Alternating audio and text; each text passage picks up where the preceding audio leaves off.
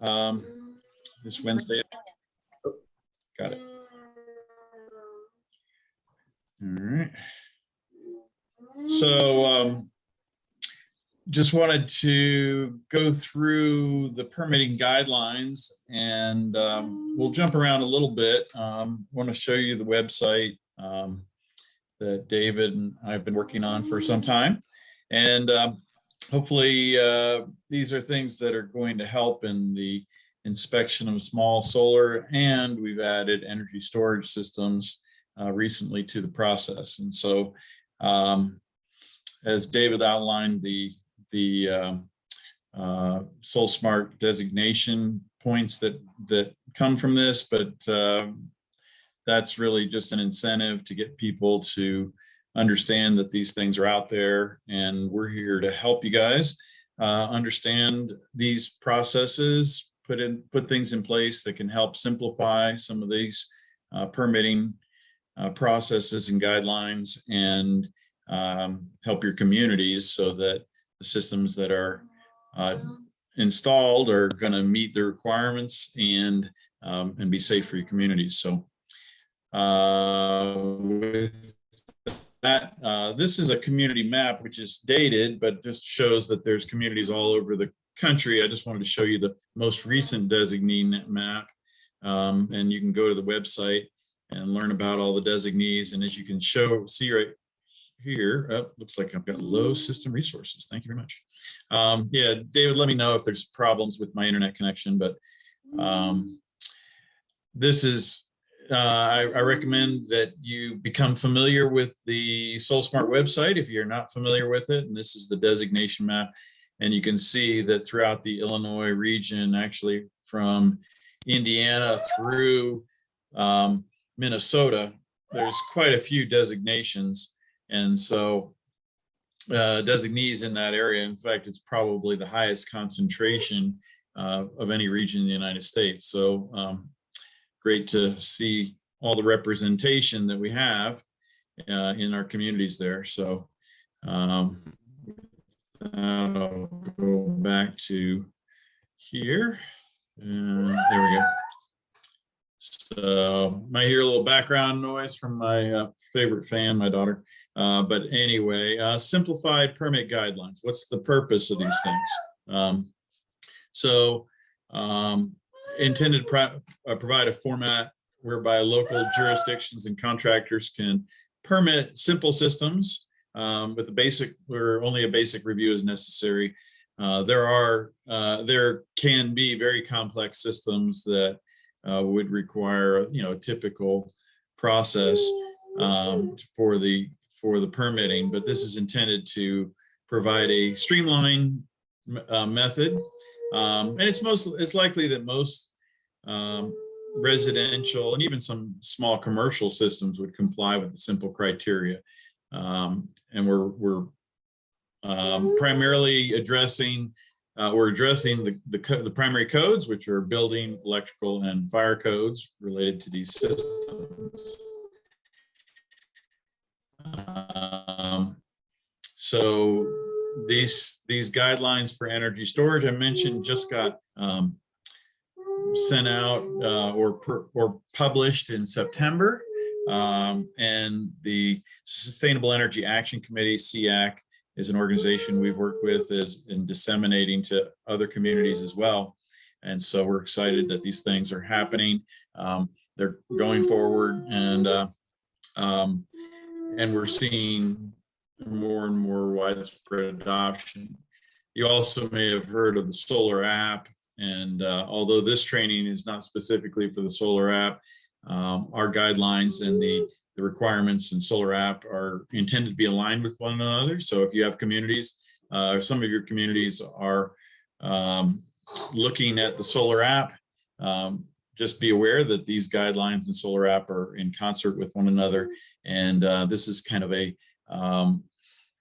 stepping stone, or a process that could be done through electronically, through kind of more of a paper style guideline, whereas the solar app is a completely online process. So we have an eligibility list where we talk about the size, the type of the system.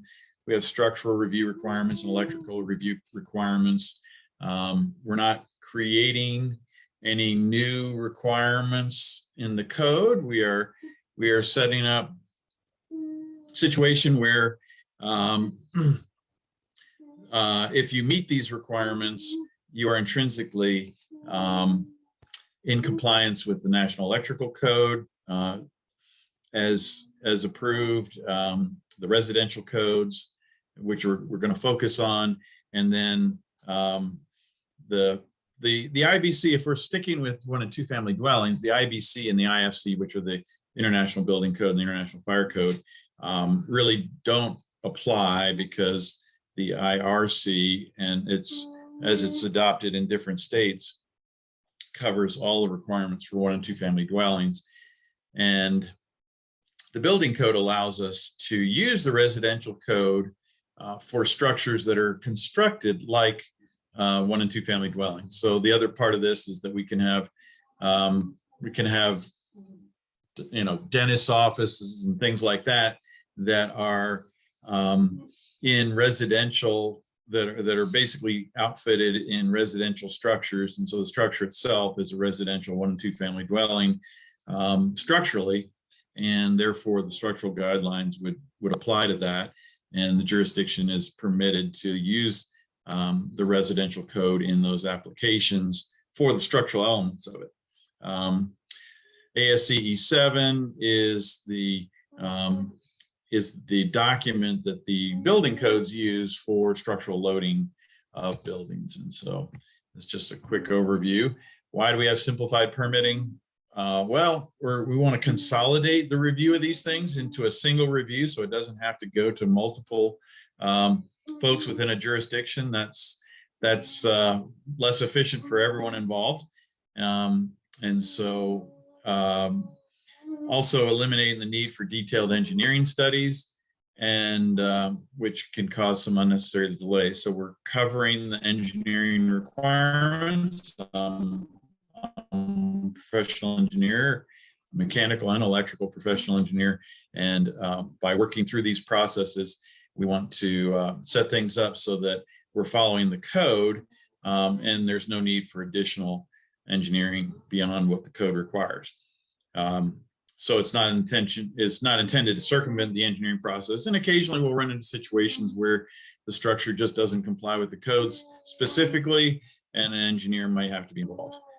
So we're looking for similarities in systems, and establish guidelines to determine when a project is within typical well-engineered system boundaries and clearly compliant with the electrical and building code. So step 1 in the process is gathering the required information, the permit.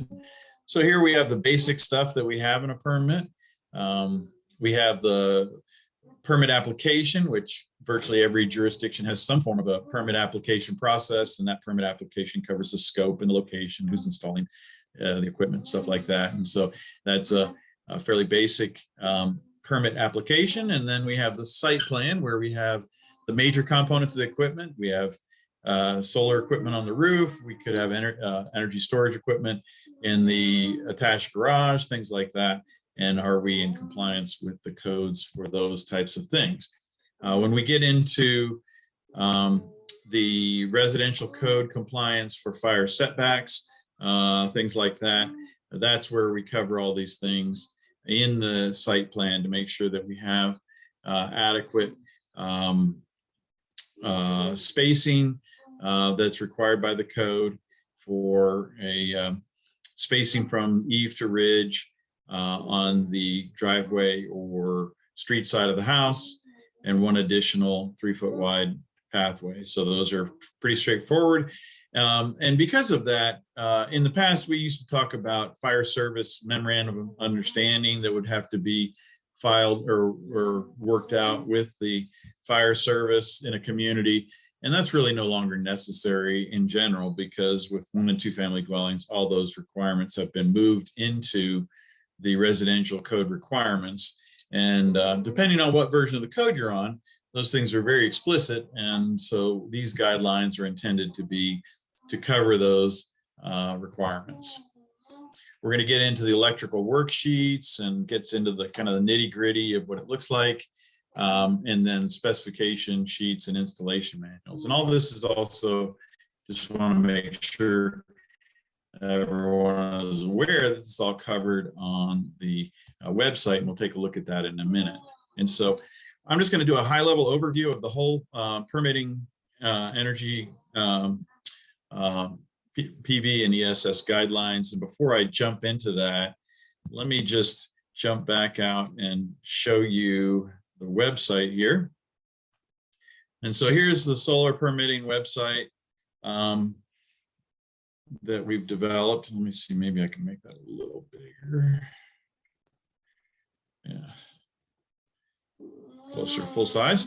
Okay, so this is the website, which is solsmart.org/permitting. And again, we encourage you to utilize this website.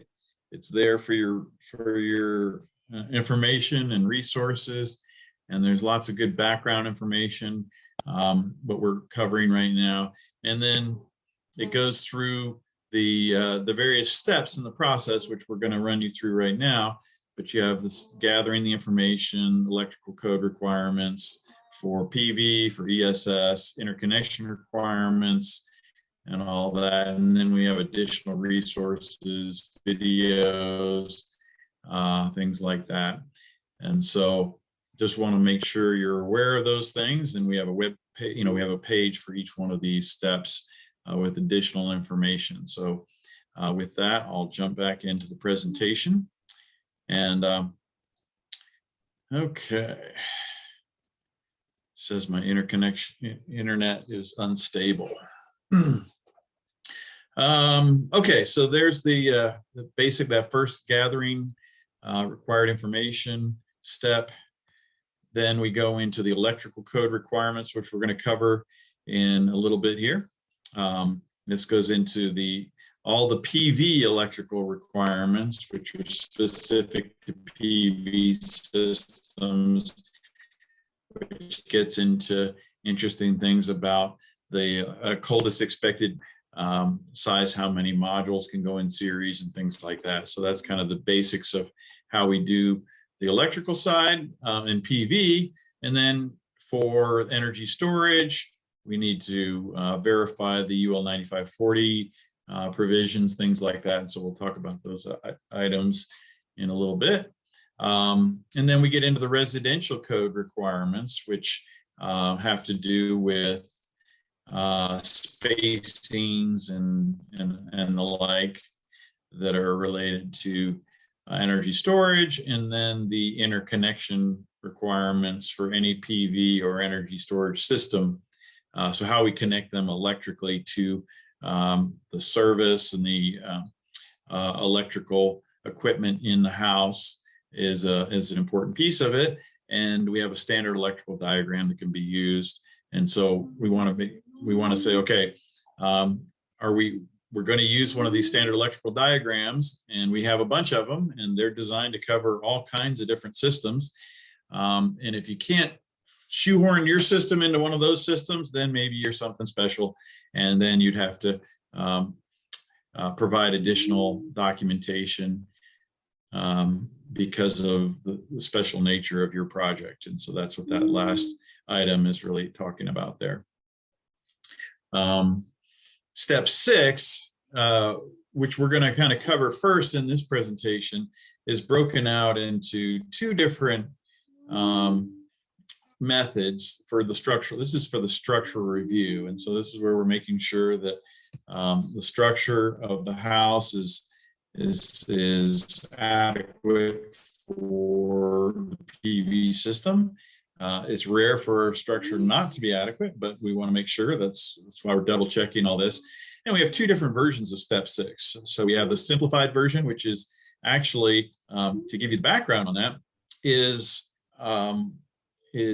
intended to be married to or commensurate with the solar app process. So basically what we did is we took the online solar app process. Again, that's a completely online process where you fill in data, and we pulled it into this checklist. And so this checklist is consistent with the online app. And just so you're aware, solar app is continually being updated, and so is this. So we continually look at and we're in contact with those folks so that as they make changes, then we make adaptations, and we try to keep the most recent version up on the website. So hopefully we're not making dramatic changes from here on out, but we certainly want to be consistent. That's really the important part of it. And as we make changes, those are refinements to the process just to make it simpler and easier for folks and more clear. So the simplified system, just kind of walk through quickly what we have here. And as we get into the detailed processes, and as the little subnote here for the simplified structural part, it says for jurisdictions that require detailed structural PV array mounting information, skip to step 6, detailed. And that's what we're going to cover in just a minute here. But you'll notice that when we get into the details, several of these things, of course, are repeated because they're relevant in either case. So the physical weight of the array being less than 4 pounds per square foot. Most systems are less than 3 pounds per square foot. So that's normally not much of an issue at all. Attachment points are staggered. We'll go into the details of that. Max spacing between attachment points are 48 inches or less, unless it happens to be in a low snow and wind load area, and we'll go into those details. The array is on a single roof face. That's a simplified process. And if no, then we talk about the different roof faces that are involved, and that's why we have a site plan. So the solar app doesn't use a site plan, so they're using some of this to kind of give additional information, but we're using a site plan, so it's really obvious when we have multiple roof faces. PV array is flush mounted. That term means that it's above and parallel to the roof surface. So meaning not angled way up off the roof and things like that. If it happens to not be flush or parallel to the roof surface, then we're putting a limitation in here that it's no greater than 10 inches off the roof face. So you could have a slight angle, and particularly in places where we have flat roofs, which in Illinois, flat roofs might be common in row housing in the Chicago area, but maybe not so popular or common in other areas. And so, so that's really, normally we're just going to stay parallel to the roof surface unless we have a flat roof, and we're just trying to get a little angle on the system for improved performance and for just dust and dirt being able to wash off in the rain. Solar module and mounting system is following the standards, of UL 1703 and 2703 for grounding and bonding, and that's actually covered in our grounding and bonding information, as well as our fire rating discussions. In the Illinois region, the basic requirement is Class C fire rating. So all PV systems that are out there on the market today are going to meet the Class C rating. In California and parts of Colorado and other places, we can have situations where Class A ratings are required, and then we got to look a little more carefully at the ratings of the system that we're using. That's not a big issue. The fire ratings are not a big issue in the Illinois region. The roof structure being structurally sound, that's an important one. This is kind of an affidavit saying that the roof structure is not damaged from water ingression, things like that, hasn't been altered, things like that. So there's no deterioration and it's structurally sound, because that's a basic understanding that we're starting from something that's not falling apart. Obviously, if there's structural problems where people have messed with the structure, then that's its own problem, and we need to rectify those things bring them up to get them repaired before we move forward with the process. And then the roof covering material, in a lot of your roofs, especially sloped roofs, are going to be using comp shingle, but there's several other types of roofing. And then what the slope of the roof is important as well. And so that's the simplified version. The detailed version, we're not going to talk about it here. We're going to talk about it in the next several slides, but it gets into a far more detailed approach to the process, where we get into exactly how things are being attached and the like. So let's dive into that. So when we're talking about simplified permitting, we're talking about a box that we're constraining simplified permits. They have to come inside of this box. So we're not saying that just because it's solar, anybody can do anything they want. That's certainly not true. What we're saying is that if you're a typical solar system, the kind that gets installed, literally we have, over 1 million and maybe reaching 2 million residential systems in the United States, maybe more than that even by now. There's an enormous amount of similarity among those millions of systems. And so unless you're doing something unique, which there are unique systems out there, you're going to be able to meet the standard diagrams. You're going to be able to fit within these standard processes. And I would say that at least 90% of systems would fit within these guidelines. Another reason to have guidelines like this is that it helps standardize things a little bit. So if a community is providing a more simple permitting process to get approval for the permit, and even maybe inspection process as well, then that really incentivizes the customer and the contractor to fit within the guidelines, to meet the guidelines, because essentially they're going to get some, maybe we could call it special treatment for doing that. And part of the reason for giving them special treatment is that it's simpler for everybody involved, and we don't have to get into the nitty gritty of all kinds of different nuances. And that's really where a lot of projects kind of get held up. And so stick with what works, which we have lots and lots of experience with, and the customer is going to be probably happier, and so is the local jurisdiction. So the overall limitations, kind of high level issues and how we set up, when we set forth to put together these simplified structural guidelines, we said, okay, let's come up with a few items that would get 95%, if not more, of the population of the United States. And so we chose some somewhat arbitrary numbers and said, well, if we covered snow loads up to 60 pounds per square foot, which is pretty substantial, and wind loads up to 150 miles per hour, that would cover the better part of all of the United States, with a few important exceptions, and certainly would cover the Illinois region. And so, so that's kind of the basis. And then we have specific requirements for low snow load areas and low wind load areas.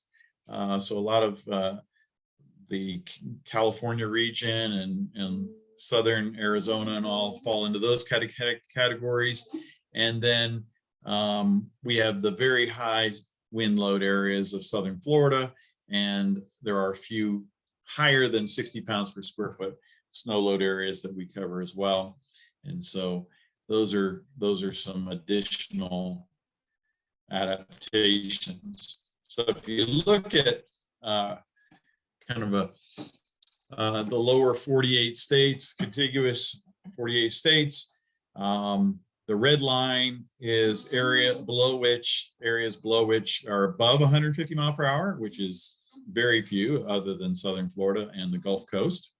And I think Nantucket would be, so unless you're living on Nantucket on the East Coast, there's very little on the Eastern Seaboard even.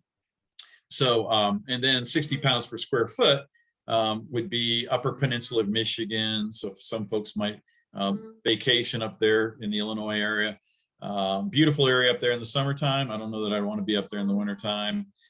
You got to be a pretty tough soul to go up there in the wintertime. And then upper part of Vermont, New Hampshire, and Maine would fall under the above 70 to 60 pounds per square foot. And then we have the mountain regions. And so it's not fair to just single out those areas. There are areas in the northeastern Appalachian chain, as well as the Rocky Mountains and the Sierras and the Cascades in western in Washington, and all where we can have some excessive wind loads and some case study snow load areas that get pretty high. So I don't want to appreciate the fact that there are what we call case study areas. They're very specific, and they're typically related to high elevation.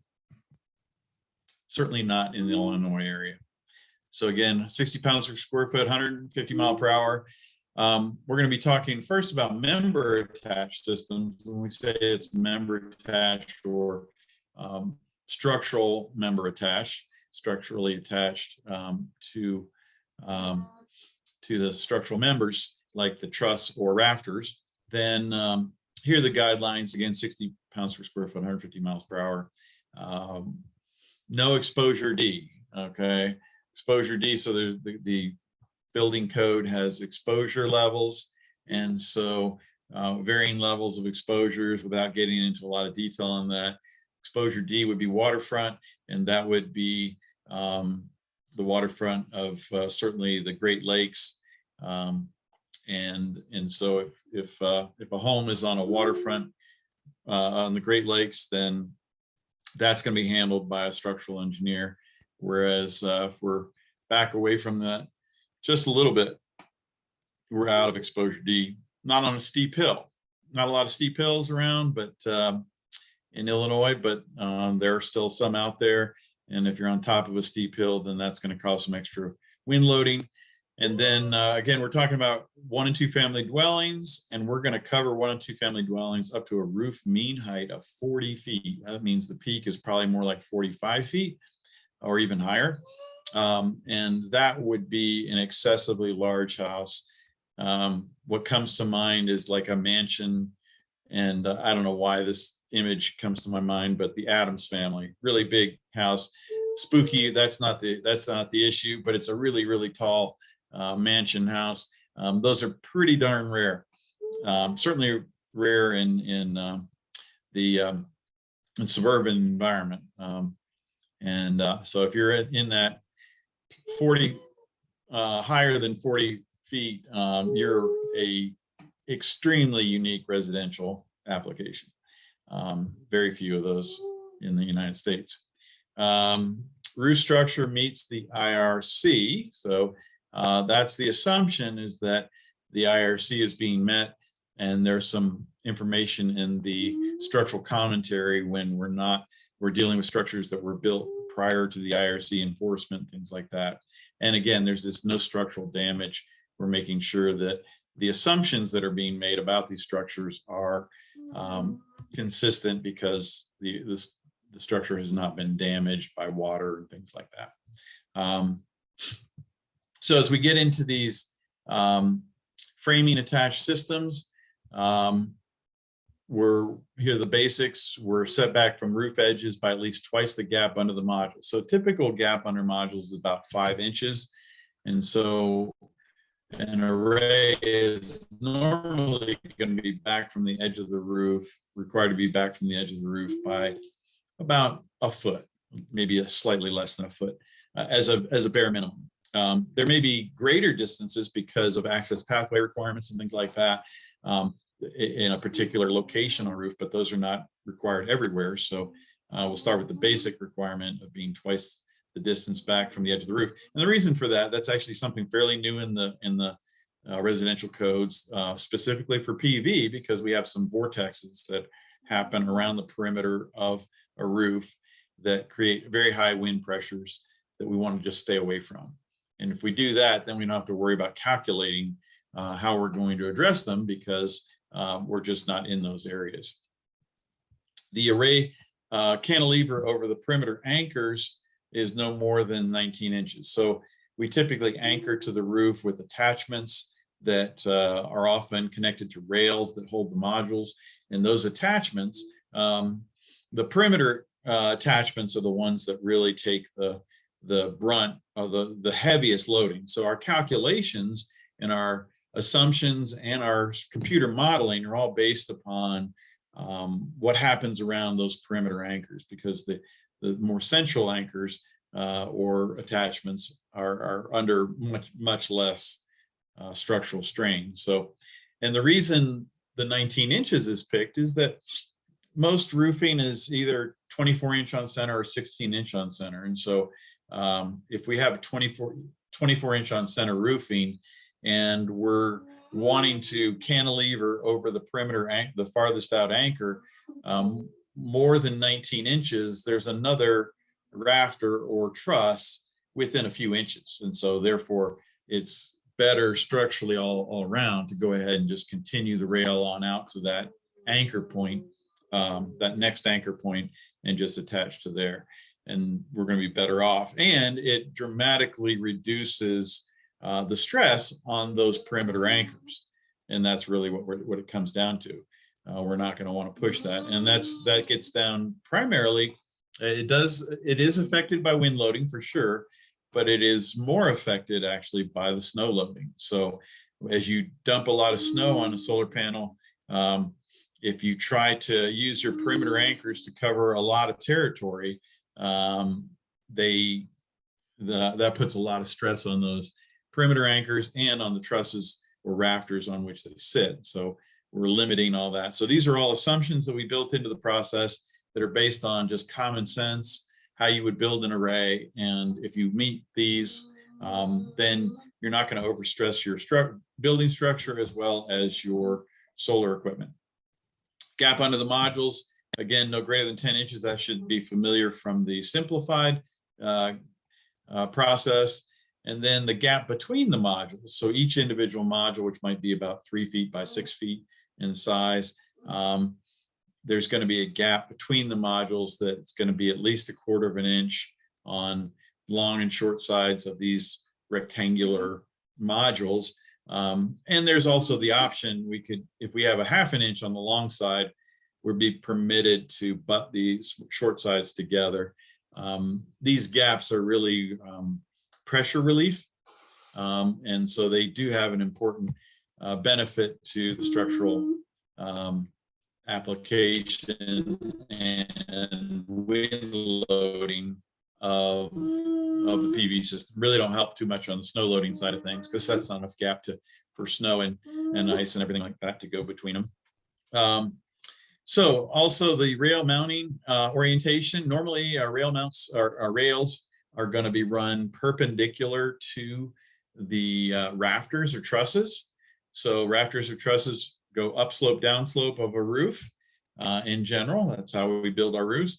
And so the rails go perpendicular to those. So it allows us many points on which to attach these rails. And that's the standard design. If we're in a low snow load, wind load area, we have some other things that we'll get into, other options, but that's the general method of doing things. Oops, sorry for going to the next one.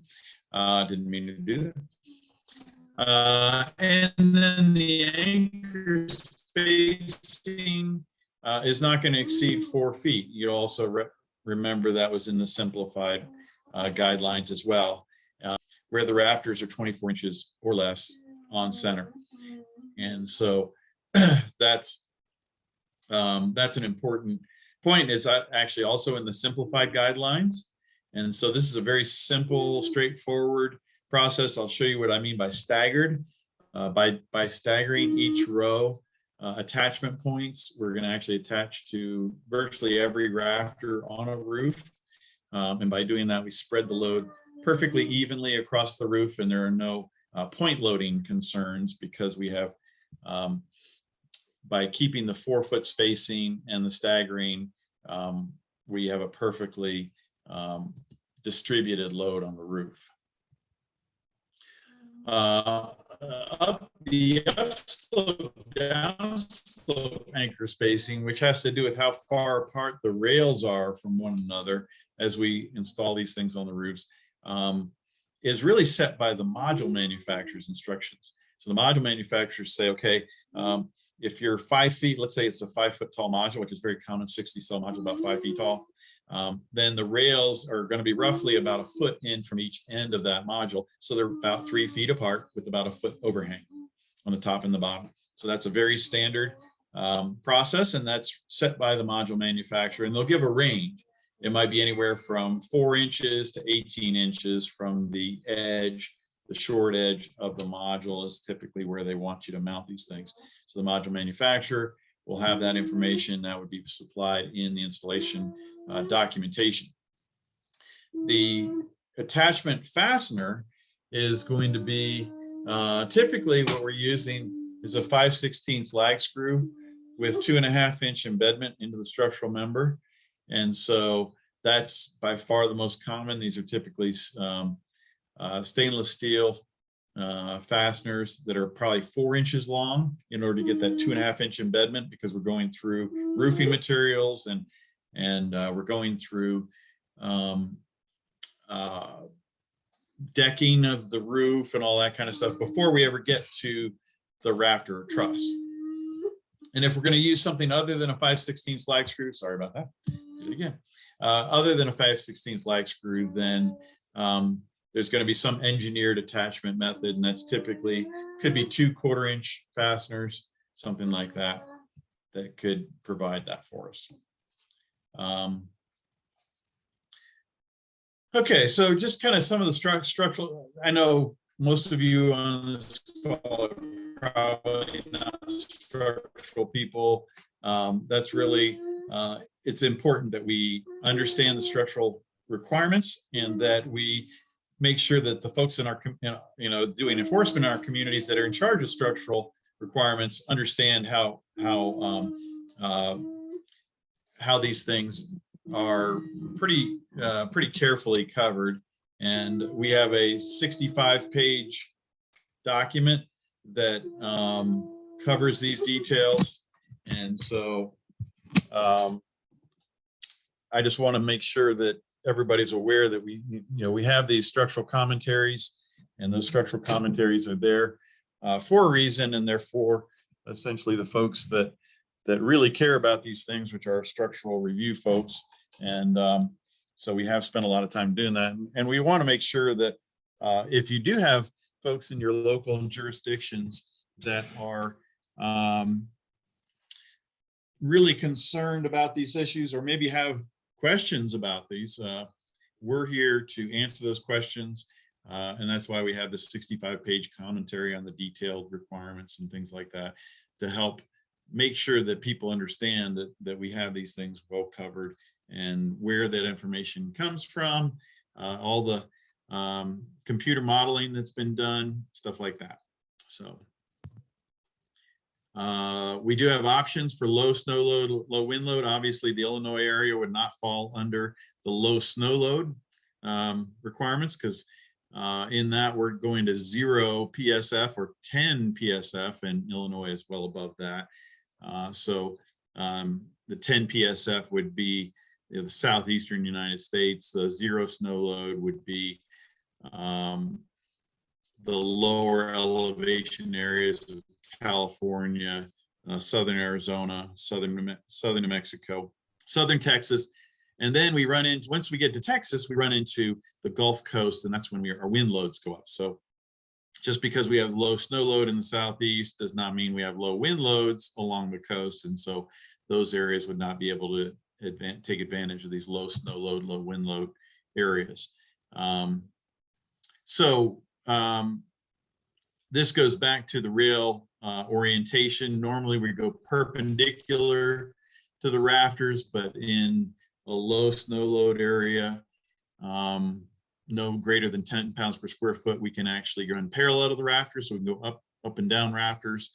And so that is done in certain areas. Again, not a big deal. And I'm not going to go into the details of all the items with different snow loads, because they really don't apply to Illinois. I just want to let you know that they're there. The next area that we're going to talk about is sheathing attached. So first we talked about framing attached. Now we're actually going to be talking about using attachments where we're not going directly into the truss or rafter. We're going into the sheathing. Now this addresses some really important issues that are of concern to a lot of structural folks. And so some might think, well, that's not as good to connect just to the sheathing. However, the reality is that it might be superior. And here's a couple reasons why a sheathing attached system might be superior. One is that to attach to rafters or trusses is a significant challenge.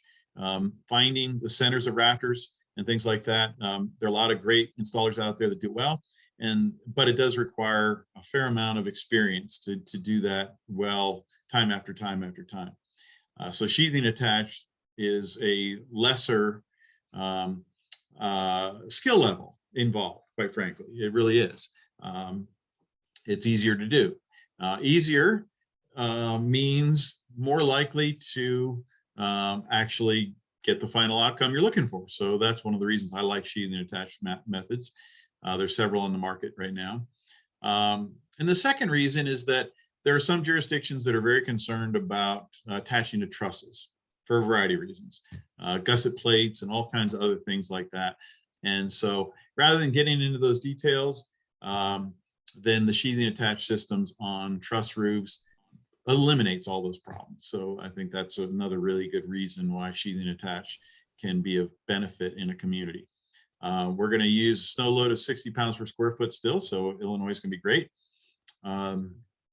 And then wind loads no greater than 140 miles per hour. Again, Illinois is not going to have a problem with that. We're definitely not going to deal with waterfront or steep hills.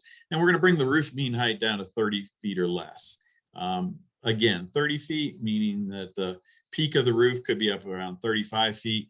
That would be a 3-story home.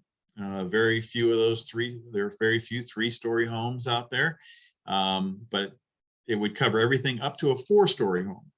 And so, again, there's not too many residences nowadays that are 4-story homes. And if you can think of a 4-story home, you'd probably be thinking of Downton Abbey or something like that. That's probably more than 4 stories. But it's a slate roof, and we don't want to even talk about that. So roof structure meets the IRC. Again, the roof structure is we're gonna say it's gonna be a manufactured truss, or it's gonna be kiln dried rafters. And that has to do with the nailing of the structure and stuff like that. So we're gonna limit it to those types of structures. Manufactured trusses, by far the most common installation for houses built in the last 30 years, because it does definitely reduce the amount of wood involved. And they're very strong roofs as well. Again, no structural damage. And this last item, without going into a lot of detail about it, tributary area matters. Tributary area means the amount of the array, the solar panel, that we're having to hold down for every attachment. So each attachment has a role in holding down a part of the array. And we'll see how tributary area does matter, because what we're saying is that each one of these attachments on the sheathing has to cover a certain particular area.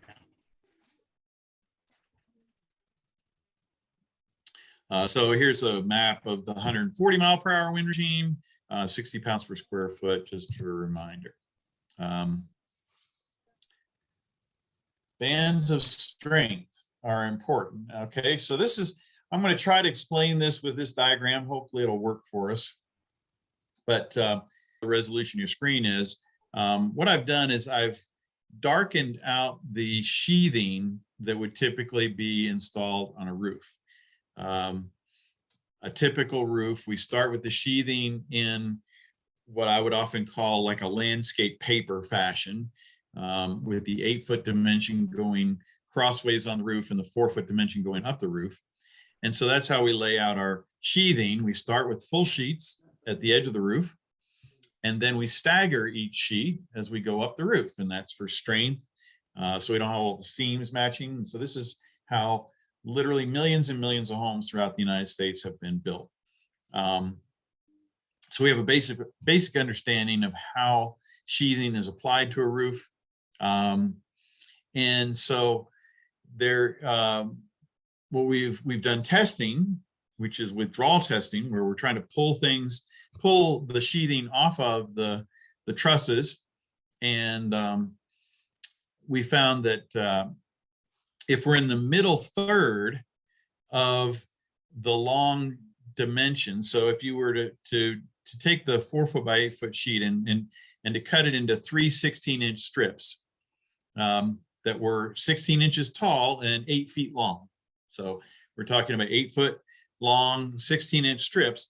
The middle 16-inch strip is going to have about twice the strength, pull-out strength, of the outer 16-inch strips. Now, this is a pretty easy to kind of relate to, because if you think about it, if I wanted to pick up, or let's say I'm removing sheathing off an older roof because there was some sheathing damage because there was water leakage or something like that, I'm going to grab the edge of the sheet. I'm not going to grab it in the middle. I'm going to grab the edge of that sheathing, and I'm going to pry it up. And so what we're saying here is that we're putting these little attachments on there, and they're going to try to pry things up. And what's the resistance to that prying? Well, it's how many fasteners are you're prying against. So if you're in the middle of the sheet, you're prying against all the fasteners. If you're at the edge of the sheet, you're only prying against the fasteners that are available on the edge. So there's roughly a 2-to-1 ratio, and that kind of intuitively makes sense. So as we get into higher and higher wind loads, that becomes important. It's really not very important in the Illinois region because you don't have the super high wind loads. Again, we're not talking about waterfront properties, which would have high wind loads, but that's where a lot of this comes from. So if our anchors are not within those bands of strength, and we're more than 3 feet from the edge of the roof, so now we're going to actually put a extra stipulation in there where we're a good distance from the edge of the roof, because the edge of the roof, the edge 3 feet of a roof tends to have the highest wind loads. And our tributary area is 9 square feet or less, and we're going to show you some example of that in a second here. It's about half of a typical 60 cell module, and we're wind exposure B, which means residential suburban construction where there's houses and trees and things like that in our vicinity. Then we can do this all day long. And so that's a really simple and easy thing to do, and we can attach anywhere within that area that's inside that 3 feet. And so let me go back to this last slide here, and we can see that we got a 3 foot access pathway here. We got a 3 foot along the ridge, so we got the 3 foot there. We don't have 3 feet here. However, because that's that first row of sheathing, we're right down the middle of that sheathing, and we're in the bands of strength. So in the other processes, we can see that we're fine, and all the rest of these are within that inner 3 feet area. So that's one way to look at this. We also want to address this issue of tributary area. So we see if each one of these black dots is intended to be an anchor or an attachment point, I should say. And so we see that this bottom left anchor is only covering 1/4 of the module. That's all it needs to cover, is 1/4 of a module. So is this anchor here. So all the perimeter anchors, the cool thing about the edge anchors on this side of the array and on this side of the array is that those edge anchors only have to pick up 1/4 of the module. So they have essentially twice the strength than as the others. And that's great because that's the highest wind loading and snow loading area. Now we move to the next one in, and you can see that this anchor right here covers 1/4 of the module to the left and 1/4 of the module to the right. So that's 1/2 of a module. It's its tributary area. So now if you're in a cocktail party during the holidays and you run into your structural engineer from your local jurisdiction and they start talking about tributary areas, you can say, well, you know what, attachments for solar panels, we can use tributary areas up to 9 square feet. And you know what, that pretty much covers a half a solar panel. And you know, that's going to work in our community. And they'll look at you like, what are you talking about? So now you can act like you know more than they do. It's great. I call it cocktail party knowledge of these issues. So the next couple things are getting into more details about bands of strength, and I mentioned that bottom row was in bands of strength, and so we can handle higher wind loads, higher snow loads. Well, it's mostly focused on wind loads. So the snow loads are really not that critical in these things, but we can go to exposure C, which would be so exposure B would be a residential, like suburban community, which most of your communities are, but exposure C would be like a farmhouse that would be in the middle of a field somewhere with no trees near the house to shelter it, which is actually uncommon. A lot of times people build, plant trees and have other buildings around their houses. But if we had a house out in the middle of the field, that would be exposure C. And so exposure C is still going to work as long as we make sure that we're in bands of strength. And then the last item with sheathing attached is that our anchor to sheathing attachment strength is at least has allowable stress design of 166 pounds, which means that it can withstand 3 times that before it actually breaks. And then we have this general statement throughout our whole document, which is that if any item can't be checked off, the building official may require the installer to provide structural calculations in detail stamped and signed by a design professional addressing the unchecked item. So if it's only one item that's unchecked because of our checklist here, then the structural engineer can just look at that one issue, maybe do some calculations and review of that, see whether or not the application would meet the requirements of the code or not. And if they do meet the code, they can write a letter or do some, show some calculations, stamp that, certify that for you. And if nothing matches for whatever reason, then a complete structural analysis, of course, can be done. The second step in our process is the electrical requirements, and this gets into the certification of the modules and the inverters and all the electrical equipment that goes into these things. Also, the railing that we're using also has electrical requirements that are handled under a listing, a safety listing from UL. And then we're going to say we're going to be, our array consists of no more than 2 strings per inverter, and goes into some details like that. So here's the electrical requirements just as a review of what we had before. And you can see some of those same requirements, and then it gets into wire sizing here. We have a minimum of 12 gauge conductors for the exposed wiring and for our conduit wiring. And then we have in here getting into the ASHRAE annual mean minimum dry bulb temperature, and it gives you the website that we have for that, and we can go find that data, and that will give us what the coldest expected temperature is in a particular area. And so we'll take a look at that in a minute. And then that gives us what the calculation would be for the minimum, at the minimum temperature would be the maximum voltage. And so this is the biggest issue with solar is that because it's a semiconductor, when the panels get cold, their voltage rises. So we just need to make sure that in the coldest expected time that the voltage rise isn't going to go above the maximums of the electrical equipment that we're connecting it to. That's really the main issue there. And then we make sure that the conductors meet the rapid shutdown requirements and the disconnect requirements. The interconnection requirements are covered in step 5, and that's where we typically do load side connections, but we could have supply side connections of various types, and we're going to show you a couple of examples of those. And then we could have equipment that is actually designed. Wait, can you hear me? Sounds like something. Are we good, David? I was hearing some feedback, and I didn't know whether there was a problem on my end. No, I think you're said someone else. I muted. Okay, good, great. And I know I've been talking for a long time here, so hopefully if we have any questions, you can type them in the chat. David, please interrupt me and let me know. There are various methods of connecting, and we have these power control systems now, and we have service rated equipment that's designed to connect solar into it and all that. So, and our electrical diagrams are intended to address those.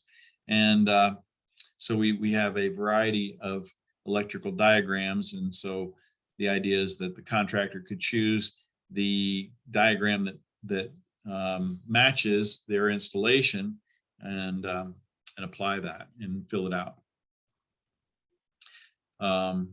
Okay, so let's go into some of these details here.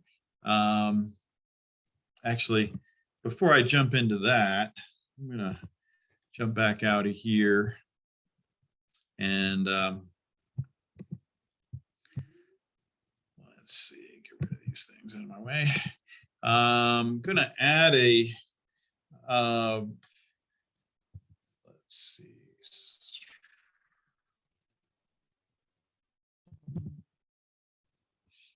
See if I can find this real quick. This website still works, but we have the direct line there for the solar reference points, but this I think will get us to the same place. Yeah. Okay, so let's pick Chicago, Illinois. We have a crowd here from Chicago. All right, so what is this? This looks like Midway Airport. So let's just pick Midway Airport, the old school airport in Chicago. And so we take a look at the, we want to know the mean extreme temperature. What's the lowest expected temperature? Minus 22 degrees C. That's really cold. That's well below 0 Fahrenheit. And so that is an annual minimum. We're expecting to go to minus 22 degrees C at least once a year. That's the expectation. And this is based on all recorded data in history. And so there's a lot of statistics behind that. And it doesn't mean that that's the all-time low. The all-time low might be minus 30, maybe even a little colder than that. So it's several degrees off the all-time low. And the reason we're not picking the all-time low is because the code is actually looking for a number to daytime temperature. And it's very rare for our coldest, our typical coldest temperatures are right before sunrise, because the sun has a warming effect, obviously, on our temperature. So, a nighttime temperature really is irrelevant to us because there's no light on our solar panels. So this is a solar issue. So minus 22 degrees C would be what we use as our calculation. And then we'd go to the National Electrical Code, and the National Electrical Code would tell us that our multiplier for voltage would be 1.22 or something like that. So that's what this is all about. We would, going back to this, this slide here, is that we pull out that 1.22 value, we take the open circuit voltage of the module, we multiply by 1.22. So that's a 22% increase in the voltage. By accounting for that voltage increase in this cold temperature, then we're going to make sure that it meets the maximum input voltage requirements of the electrical equipment. So that's where that came from. I want to make sure you knew that. Okay. So let's talk about interconnection for a bit. Now, most of your standard systems, typical systems that are not using energy storage, don't have what we call an MID. Or what's an MID? This is throwing a lot of jargon at you today. And an MID is a microgrid interconnect device.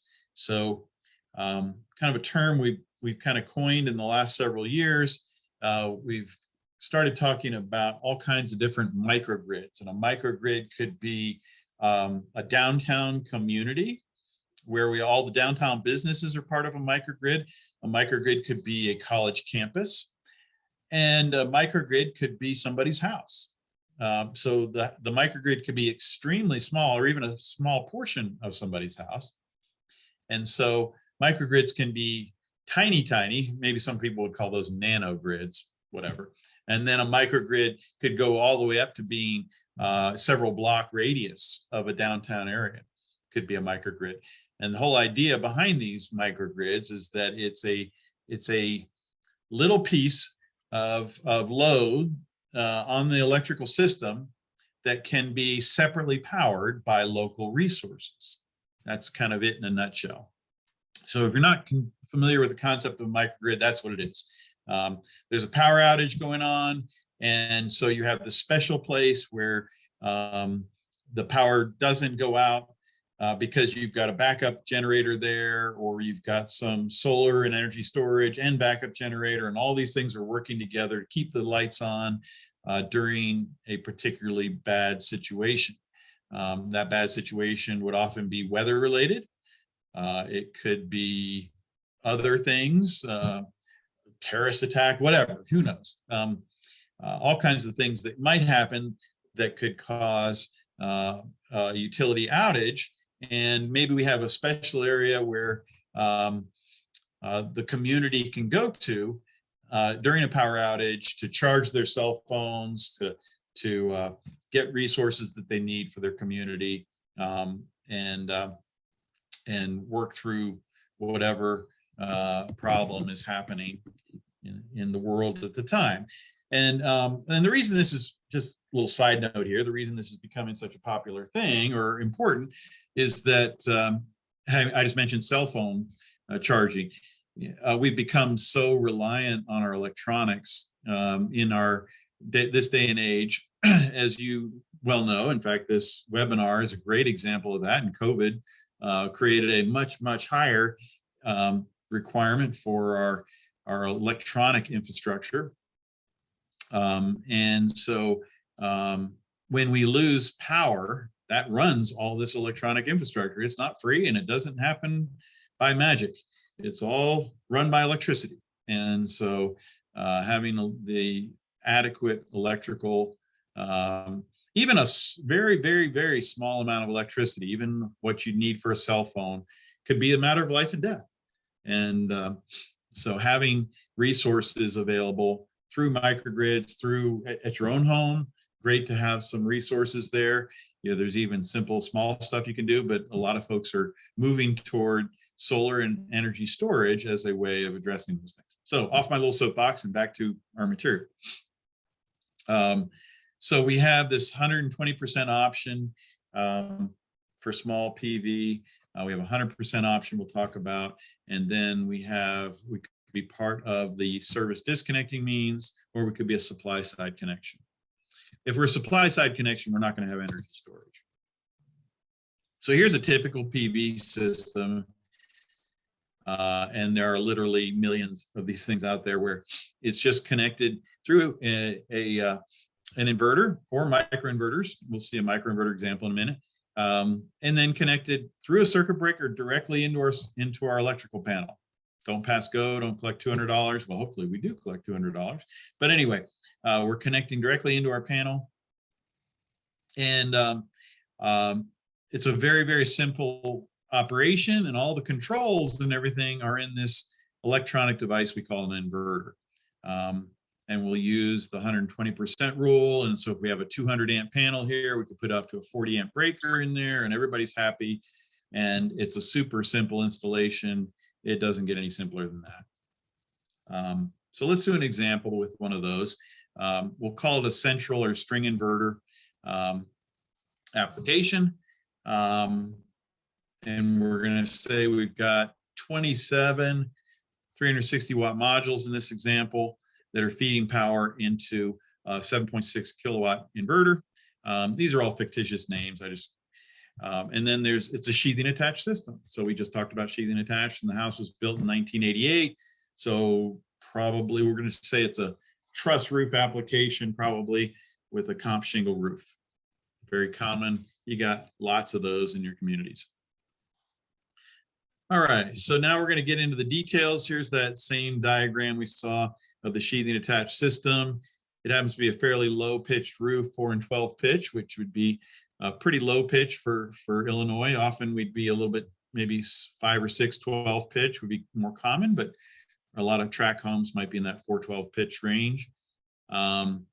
Mean roof height is less than 30 feet. So all this information is sitting over here on the side. The trusses are 24 inches on center. We're attached to the sheathing. There's 27 modules, 3 series strings of 9 modules each. And that all that wiring is brought to this little junction box on the roof, and the wiring is brought down the side to the inverter and disconnect on the side of the house, and then run into the electrical meter and panel on the outside of the house. So there you go. This is the electrical plan to go along with that. This is actually showing 2 groups of 15. So this is a little bit, this is actually a DC converter version of that. Normally, so with the 3 9s, we'd have 3 9s over here and no DC converters in that case. However, this one was showing DC converters, and so we could have, you know, a group of 13, a group of 14 converters, and that would be the same thing. Solar Edge would be a common company that you might see out there, but we're using fictitious names called American Converter.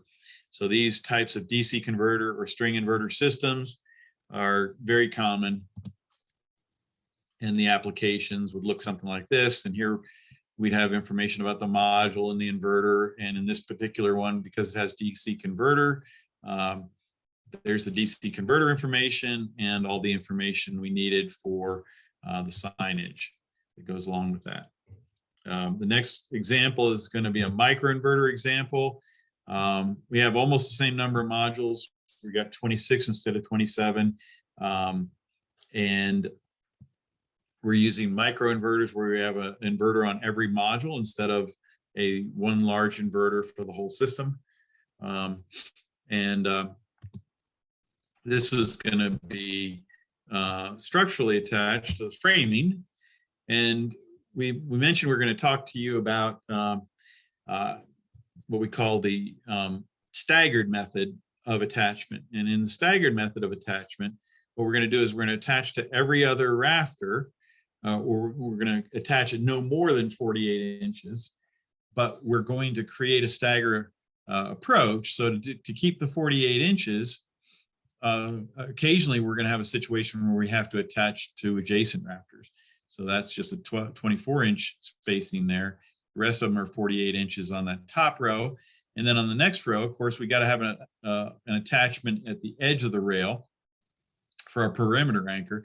And then we're going to have attachments staggered now on the alternating trusses or rafters. This is a rafter in this case. And then we have the stutter step at the end because we can't reach 3 rafters. That'd be more than 48 inches. So we have an additional attachment in that one. And so this has gone through and again, attached to every other rafter. And what we see is that the structural loading on this section of the roof is 100% spread consistently. So there are no places on that roof where we have point loads. The roof loading is fully distributed, is the right way to think about that, among all the rafters that are there that are related to holding onto the system. So that addresses a lot of concerns from the structural community saying, oh, we got point attachment, point loading, things like that. No, we don't. In this case, by staggering, we don't have point loading because we are essentially attaching these things to every single rafter truss, in this case, a rafter. Here's a little microinverter diagram. And again, a very simplistic system. We're going to see a much more complicated one in a minute. And we have multiple microinverters coming into an AC combiner panel that then sometimes we might have a meter that the local jurisdiction may, or the local utility might require, things like that. And then there may be an outside disconnect if it's required by the utility. These would not be required by the electrical code. They're required by utility statutes and things like that. And so if we have them, we're going to put them on the sheet. If we don't have them, we're just going to put NA for not applicable. And then we go into the electrical panel like we saw in the previous example. Okay, this is an example for St. Paul, Minnesota. So you can see the temperature is down to minus 28 degrees C, whereas in Chicago it'd be minus 22 degrees C, a little colder in Minneapolis, as many of you are well aware. So here's our microinverter and module information, all that. So let's talk about MIDs, and we're going to finish up this discussion in the next few minutes. Open it up for some more questions, so if you've got any questions, please make sure to type them into the chat box, and we can work on addressing those, and as we wrap up the materials here in just a minute. Okay, so with the MID in the inverter, this is a common way it's been done for probably 25 years. We have a device, an isolation device inside the inverter, and we have two AC outputs. One goes to the grid, one goes to our loads. And so this is a really common method. Here's that MID that I was telling you about right there in the center of the picture. And what that does is when we have a power outage, let's take a look at this overall diagram for a moment. Here's the meter from the utility over the far top right, and then it comes into the main panel. And what we're going to do is we're going to take all the breakers out of our main panel. And there's a fair amount of work goes into this. We're going to take all the breakers out of our main panel, and we're going to run one breaker to a sub panel that has no backup. So that would include things like our electric range. We're not going to back up our electric range in a power outage. Typically our air conditioning system, we're not going to back up. We might back up our furnace fan, however. In fact, we will in Illinois. If we've got a furnace fan, we're going to put that in the backup loads over here, but we're not going to run the air conditioning compressor if we have an air conditioner. And so the big electrical loads, maybe our electric, if we have electric water heater, we would put that in this non-backup load section over here. The rest of the stuff we're going to put over here in the backup load section, and that would include things like our refrigerator. So our food stays preserved, lighting. So we have lights at night, because especially if we have LED lighting, that lighting load can be very, very low. Christmas time, not so much. Maybe we have to look at, we may not back up our Christmas lights at night.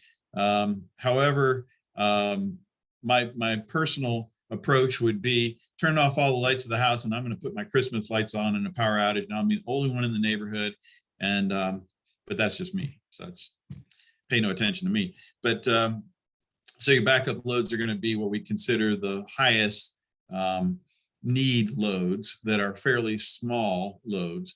It would include our internet connection, right? And some plug loads for charging our cell phones, stuff like that. All those things that. So we have a refrigerator, television, yeah. So a lot of the way I like to explain it in shorthand is that if you have beer and TV, we're all good. Heck with the rest of it. But that's more of a joke than anything else.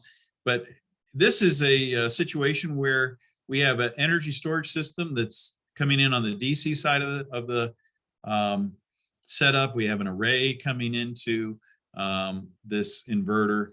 So the inverter is processing both the energy storage and the PV system, is able to charge the energy storage from the solar panels, maybe as well from the grid. And then we're able to operate these backup loads independently of the utility in a utility outage. So that's the whole purpose behind that. And that's where the MID is inside the unit. Now, if it's outside the inverter unit, that's becoming more and more the common method of doing it. Tesla, Enphase, and SolarEdge, three of the largest companies selling products to the residential market,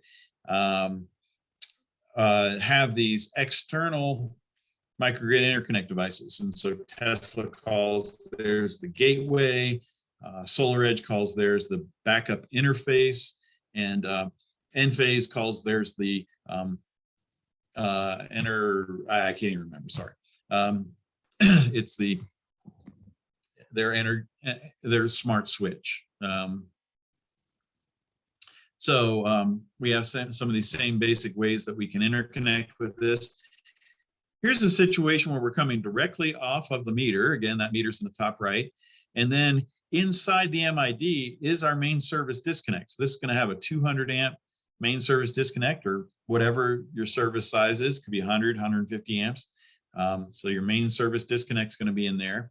And then we're going to peel off of that, downstream of that, into this non-backup panel that we're talking about in the last slide.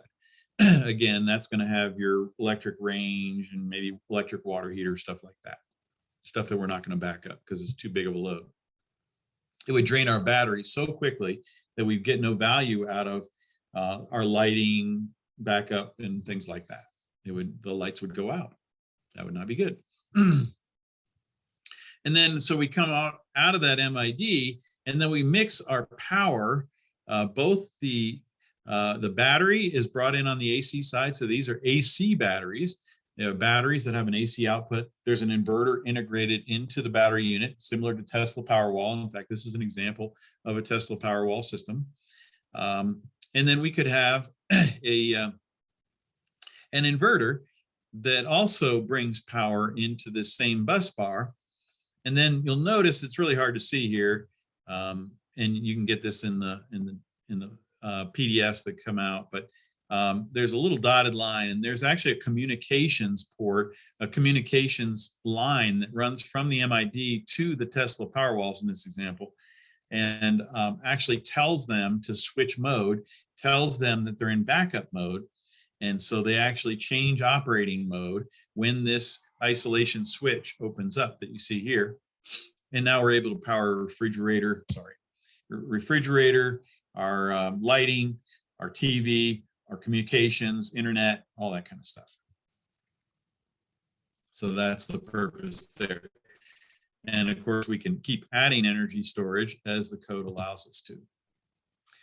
So recent released, we have our energy storage guidelines. And again, that website that I showed you earlier from SolSmart is one that all these images and diagrams, as well as checklists and all, are found on that website. Okay, so here you see this different type of MID. Instead of going into the main panel, we split the main panel like we did before, taking all the circuits out of the main panel, having some in this non-backup sub panel, and then downstream of this MID, which is just the MID, downstream of that is where we make all these connections. And so that's also the way it's done with different manufacturers. So just want to make you aware of that particular nuance difference. Rather than using it as the main service disconnect, we're actually downstream of the main service disconnect. So with that, I am going to stop sharing, unless we want to go back and look at something, and open it up for questions, and be happy to answer anyone's questions, and continue here as long as people need me to. And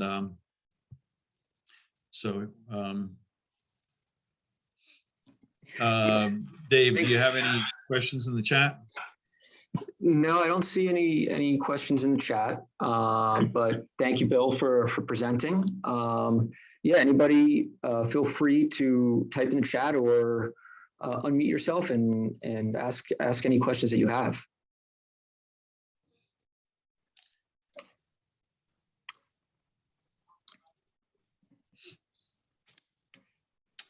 I know it's a lot of information, but want to make sure that everyone understands that we're available to answer questions. As David pointed out, there's going to be some office time specifically available online for this, but even without that, more than happy to answer questions. I get questions from jurisdictions around the country from our different SolSmart designees all the time and like to help everybody out as much as we can. And so feel free to send questions to David or whoever, myself, and we'd love to answer these questions and keep you familiar with these materials. Also, as I said before, I know many of you, this might be the first time you've seen the website. So please make sure that you avail yourself of the website. There's a lot of material there, a lot of information. And as you get into it, I'm sure you'll have more questions, and we'll be happy. And we're here to answer those questions as part of technical assistance to make sure our communities have the resources they need so that this isn't a burden to them. So with that, I'll turn it back over to David, and we can wrap up the training. Yeah, so yeah, there's no dumb or sort of off base questions. If you have it, please feel free. I guess something I can pose to Bill. We have one of the criteria for Soul Smart Gold is a 3-day turnaround time to sort of process a permit. Can you talk about how using these guidelines, this checklist, and can help them meet that 3-day turnaround time? Sure. Yeah. Thanks, David. Yeah, absolutely.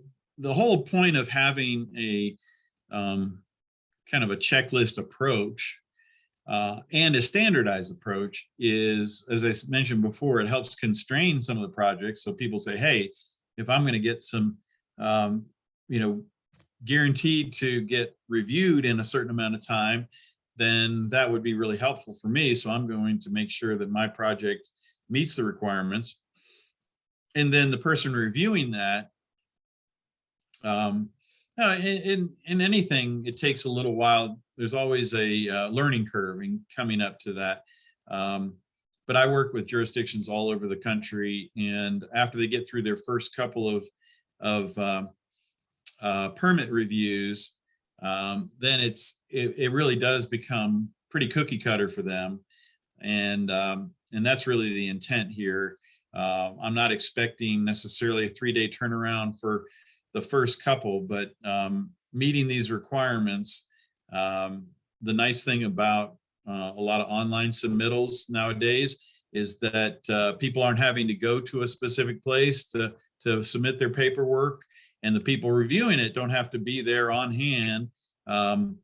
It'd be wonderful if we could do over-the-counter style reviews, and there are definitely communities out there that do that and still do that, offer it. In my community, for instance, I live in the county, and they have online office times, or not online office times. Actually, I think they've added that, but they do have specific office times, I think on Tuesday and Thursday from like 10 to 12, where you can come and do an over-the-counter review with them.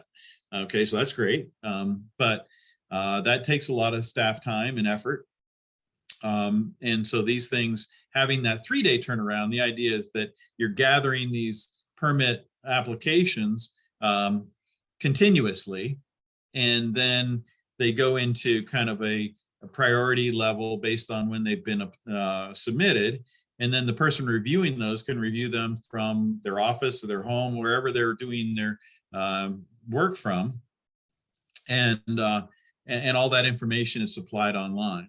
And so if it's complete, that's the key. If it's complete, all the information's been supplied as required in the simplified permit package, then they can look at it, see that it meets the requirements, and then issue the permit and do that. A reasonable time frame would be three days to do that. Getting up to that 3-day point might be a challenge for some communities, but that's the intention, and kind of working through those things, and that would certainly provide more points in the process for designation. But the attempt is to make it as simple and straightforward, and it also allows the community to weed out those that are not simple. And so that's a really, really important point, is that, I've worked with communities for my whole career, 30 plus years. And I absolutely understand in working with communities that, I get some of these permit applications in sometimes, and they're really, really involved and elaborate and all, and there's no way I can get that turned around in 3 days. And maybe there's, community codes, covenant restrictions that have to be looked at because of how involved the project is, because it gets close to neighbors' property lines and stuff like that, because it's not on the roof, all that kind of stuff. That can be all additional problems, or I would say additional things that have to be considered, and really would not fall in that 3-day category. But that's the whole reason for having this very constrained rooftop kind of approach, where the CC&Rs and stuff like that are really not going to come into play. And we keep it parallel to the roof surface, keep it within the edges of the roof surface, and all the things like that that address the concerns of communities that typically happen. And if you do happen to be in a community, and David and I have been working together recently on this, you do have a community where, for instance, there are restrictions on where solar panels can go on rooftops and stuff like that. We'd be happy to help with look through those, and maybe show how these guidelines meet those requirements, or maybe there are some adaptations that we can recommend, because these rules, a lot of these rules for solar rooftops date back to the late 70s and early 80s, when we had a lot of really ugly looking solar thermal systems that went out there. And I love solar thermal personally, but a lot of that was done in a not very aesthetic manner. And we're pretty careful to make sure that we want things to look good on a rooftop. And it turns out that the structural requirements to stay away from the edges of the rooftop and staying close to the roof actually make the system look a lot better anyway, and meet a lot of those concerns. So thanks for that question. And that's a great example of an area of just, what do you mean by 3 days? Well, there's a lot about 3 days that go into that process. And by understanding that, you can say, oh, okay, well, now I get it. And that makes sense, rather than saying every single solar project has to be done in 3 days, because that's not true. Yeah, that was a great overview. Thanks, Bill. So if there aren't any other questions, I think we can wrap things up. But I want to thank everybody for joining. I will follow up with the slides that Bill has presented and send that to all the attendees and registers. But looking forward to continuing these trainings. Bill will be presenting on fire and safety for solar PV tomorrow. So thanks everybody for joining. Great. Thanks, Dave. You guys have a great day.